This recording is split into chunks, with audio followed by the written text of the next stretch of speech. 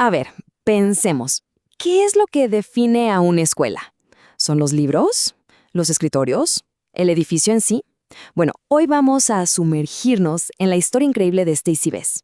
Ella era una maestra novata, y su primer día de trabajo la puso cara a cara con una realidad que no solo cambiaría su vida, sino que nos haría replantearnos qué significa de verdad enseñar. Imagínense la escena. Stacy, ella soñaba con lo típico, ¿no? Aulas llenas de vida, el olor a libros nuevos, mapas en las paredes. Pero lo que encontró, bueno, la realidad le dio un golpe durísimo. Su primer día no fue en una escuela, para nada. Fue en un almacén frío, vacío. Un choque brutal entre lo que esperaba y la cruda, cruda verdad. Y es que aquí es donde arranca todo. El sueño de Stacy de ser maestra estaba a punto de chocar. Y de chocar fuerte, contra la realidad de una escuela improvisada en un refugio para gente sin hogar.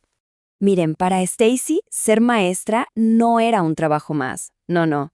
La escuela para ella había sido su lugar seguro, su refugio. Ahí fue donde empezó a descubrir quién era, quién quería ser.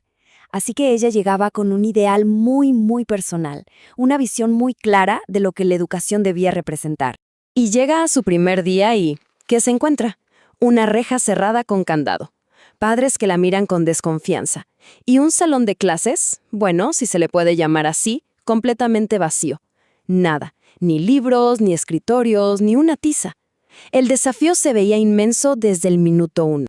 Pero ojalá el problema hubiera sido solo la falta de materiales. Sí estaba a punto de descubrir que esto iba mucho más allá. Se enfrentaba a un entorno marcado por el caos y, sobre todo, por el trauma de sus alumnos. Y entonces la pregunta cae con todo su peso. ¿Cómo se enseña sin nada? Literalmente sin nada. Esto ya no era improvisar una lección, era intentar construir un espacio de aprendizaje desde cero, con todo en contra. Y a ver, la lista de problemas era de no creer. No es que solo faltaran escritorios y libros, no. Había una rata que se asomaba por un agujero en el piso, un tren de carga que pasaba tan cerca que hacía temblar todo el edificio. Y lo más duro, claro, niños de primero a sexto grado, todos juntos, lidiando con hambre, con traumas, con abandono. Y por si fuera poco, la maestra suplente que se iba le dejó una nota que era prácticamente una sentencia. Decía, esto no es enseñar, es cuidar a niños que acabarán en reformatorios. Buena suerte. Imagínense recibir eso. Un mensaje que básicamente te grita en la cara que cualquier cosa que hagas será inútil. Al final de ese primer día, Stacy se sintió derrotada. Se vio a sí misma no como una maestra, sino como una impostora. Como si los niños la hubieran descubierto y se hubieran dado cuenta de que no tenía idea de qué hacer. El sentimiento de fracaso era absoluto. Pero, y este es un gran pero, aquí es donde la historia da un vuelco, porque Stacy pasa de la desesperación a la acción. Decide que no puede, simplemente no puede abandonar a esos niños. Decide que va a luchar. Y es esta idea la que lo cambia todo. Su motivación ya no es ser la mejor maestra, es ser un ejemplo. Se pregunta, ¿cómo les voy a enseñar a no rendirse si yo soy la primera en tirar la toalla? De repente, la lucha se vuelve algo personal. Una especie de promesa silenciosa que les hizo a esos chicos. Entonces, en lugar de esperar a que algo pasara, ella lo hizo pasar. Armó un plan.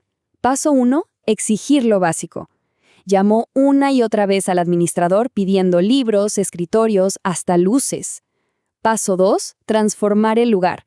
Con la ayuda del conserje se puso a pintar, a limpiar, a decorar. Y paso 3, el más importante, construir confianza.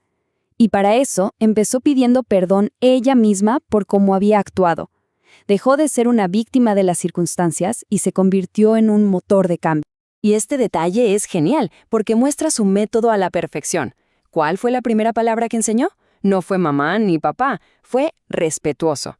La definieron juntos basándose en las propias experiencias de los niños sobre lo que era la falta de respeto. ¡Increíble! Hizo que el aprendizaje fuera relevante, real para ellos. Empezó a construir desde sus propias vidas. Y poco a poco, esos esfuerzos individuales empezaron a crear un efecto dominó. La transformación ya no era solo en el salón, sino en toda la comunidad del refugio, Llegó un momento que fue la prueba de fuego. El padre de una alumna de 12 años, María, fue expulsado del refugio y ella se quedaba en la calle. ¿Qué hizo Stacy? Se la llevó a su propia casa. Ahí su compromiso rompió todas las barreras del aula. Demostró con hechos lo que significaba cuidar de verdad. Un sacrificio personal enorme que probaba que su dedicación era total. Pero Stacy no solo se enfocó en los niños, también empoderó a los padres. Organizó la primera reunión de padres y maestros de la historia de ese lugar. ¿Y qué pasó? Los propios padres votaron para convertir la sala de televisión en una sala de estudio por 2 horas todas las noches. Los involucró de tal manera que ellos mismos se convirtieron en parte de la solución, tomaron las riendas. Y toda esa presión, toda esa insistencia, finalmente dio frutos. A ver, la respuesta inicial del distrito escolar fue 0. 0 apoyo, 0 útiles. Pero después de que Stacy no paró de insistir, de ir en persona, de abogar por ellos, la cosa cambió. De repente, llegaron libros nuevos, escritorios nuevos y hasta un director oficial. Su lucha incansable había conseguido lo que parecía imposible. Y con esto llegamos al impacto a largo plazo de su trabajo. Un legado que, como veremos, no solo tocó la vida de sus estudiantes, sino que llegó a cambiar el sistema. Hay una anécdota que lo dice todo. Una de sus exalumnas, Dana, ya en otra escuela, le dijo a su nueva maestra refiriéndose a una carta de recomendación que Stacy le había escrito: ¿Me la puede devolver? Es de mi maestra. Esa carta no era solo un papel. Para Dana, era un tesoro. Era el símbolo de que alguien, su maestra, creía en ella. Era la prueba de su valor. Y luego está el caso de María, la niña que acogió en su casa. Años después, ya en la secundaria, la llamó desde su nuevo hogar solo para decirle: voy a ser maestra, igual que usted. ¿Se imaginan? La inspiración que Stacy sembró en ella cambió por completo el rumbo de su vida. Es la prueba más clara de su impacto. Pero el impacto fue incluso más grande. A ver, esta escuela empezó como una solución temporal, de emergencia. Pero la lucha de Stacy por un aula digna sacó a la luz un problema enorme en el sistema. Y gracias a eso, se terminó aprobando una nueva ley que permitía que los estudiantes sin hogar pudieran matricularse en cualquier escuela del distrito. Un cambio permanente. En esa aula transformada, los niños cantaban una canción que se convirtió en su himno. La letra decía: «Hay una luz en mí que dejaré brillar». Y creo que eso resume perfectamente lo que Stacy logró. No se trataba solo de enseñarles a leer o a sumar. Se trataba de ayudarles a encontrar esa luz que cada uno tenía dentro y darles la confianza para que la dejaran brillar. Y con eso volvemos a la pregunta con la que empezamos. ¿Qué hace que un lugar sea una escuela? La historia de Stacy Bess nos da una respuesta muy clara. No son las paredes, no son los libros. Es una maestra que se niega a darse por vencida. Es una comunidad que decide unirse. Y sobre todo, es la fe inquebrantable en esa luz que cada niño lleva adentro.